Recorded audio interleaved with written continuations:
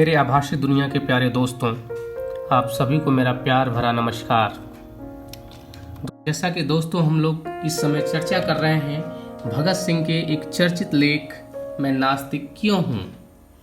हमने पिछली वीडियो में देखा था दोस्तों कि भगत सिंह कहते हैं कि यहाँ तक तो समझ में आता है, लेकिन यह कैसे हो सकता है कि एक व्यक्ति जो ईश्वर में विश्वास रखता हो सहसा अपने व्यक्तिगत अहंकार के कारण उसमें विश्वास करना बंद कर दे।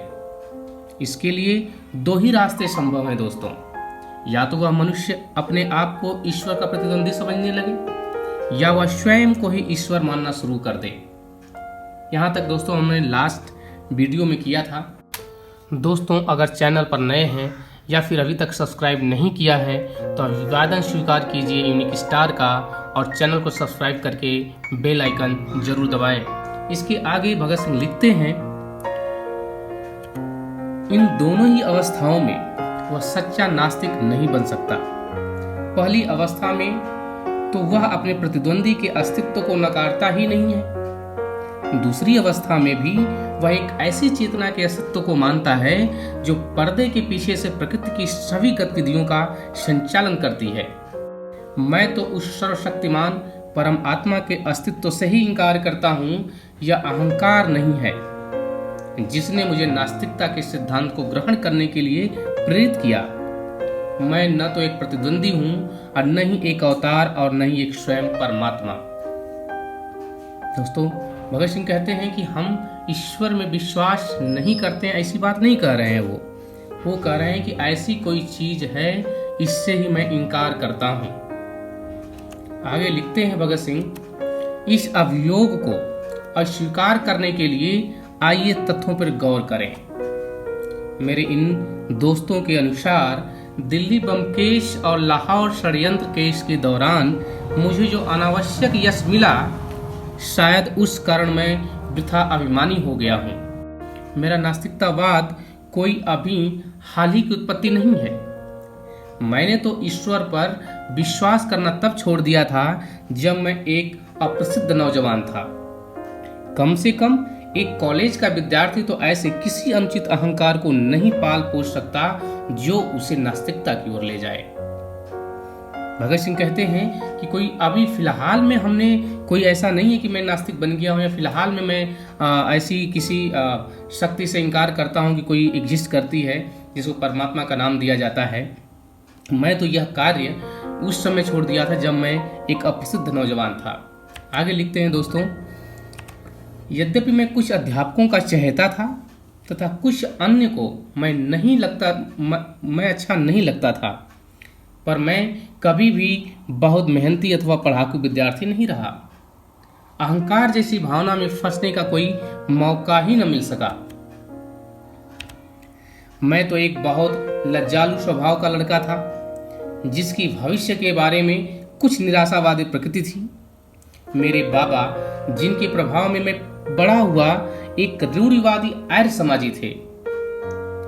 एक आर्य समाजी और कुछ भी हो, नास्तिक नहीं हो सकता। अपनी प्राथमिक शिक्षा पूरी करने के बाद मैं डीएवी स्कूल लाहौर में प्रवेश लिया और पूरे एक साल उसके छात्रावास में रहा। यहाँ सुबह और शाम की प्रार्थना के अतिरिक्त मैं घंटों गायत्री मंत्र जपा करता था। उन दिनों मैं भक्त था। बाद में मैंने अपने पिता के साथ रहना शुरू किया। जहां तक धार्मिक रूढ़िवादिता का प्रश्न है, वह एक उदारवादी व्यक्ति हैं। उन्हीं की शिक्षा से मुझे स्वतंत्रता के ध्येय के लिए अपने जीवन को समर्पित करने की प्रेरणा मिली। किंतु वे नास्तिक नहीं हैं। उनका ईश्वर में दृढ़ विश्वास है। वे मुझे प्रतिदिन पूजा प्रार्थना के लिए प्रोत्साहित करते रहते थे। इस प्रकार से मेरा पालन पोषण हुआ। असहयोग आंदोलन के दिनों में राष्ट्रीय कॉलेज में प्रवेश लिया। यहाँ आकर ही मैंने सारी धार्मिक समस्याओं, यहाँ तक कि ईश्वर के अस्तित्व के बारे में उदारता पूर्वक सोचना, विचारना तथा उसकी आलोचना करना शुरू किया। पर अभी भी मैं पक्का आस्तिक था। उस समय तक मैं अपने लंबे बाल रखता था, यद्यपि मुझे कभी भी सिख या अन्य धर्मों की पौराणिकता और सिद्धांतों में विश्वास न हो सका था, किंतु मेरी ईश्वर के अस्तित्व में दृढ़ निष्ठा थी। बाद में मैं क्रांतिकारी पार्टी से जुड़ा। वहां जिस पहले नेता से मेरा संपर्क हुआ, वे तो पक्का विश्वास न होते हुए भी ईश्वर के अस्तित्व को नकारने का साहस नहीं कर सकते थे। ईश्वर के बारे में मेरे हठ पूर्वक पूछते रहने पर वे कहते, जब इच्छा हो तब पूजा कर लिया करो। यह नास्तिकता है जिसमें साहस का अभाव है।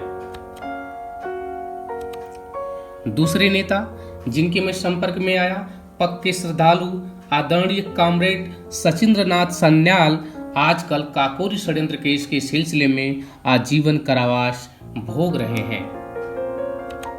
उनकी पुस्तक बंदी जीवन ईश्वर की महिमा का जोर शोर से गान है।